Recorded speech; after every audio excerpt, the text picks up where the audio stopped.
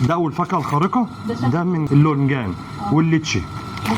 هو ده طبيعه شكل الرمبوتان، بس هو طبعا من اجمل انواع الفواكه ومن اكتر الفواكه اللي لها شعبيه هو الليتشي.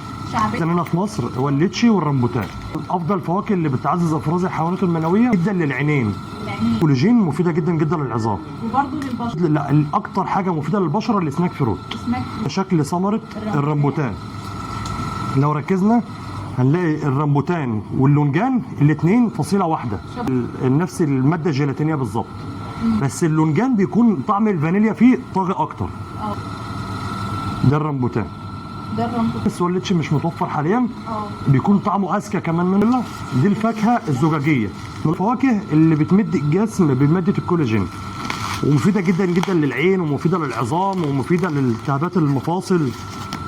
لثمره الجرانديلا، اسمها العلمي جرانديلا، هي الزجاجيه من جوه شفافه خالص، هنشوفها دلوقتي حالا. ثمره الجرانديلا هي ماده شفافه وفيها حبيبات، هي فصيله من فصائل الباشون فروت والجرانديلا يعتبروا فصيله واحده، اختلاف الوان.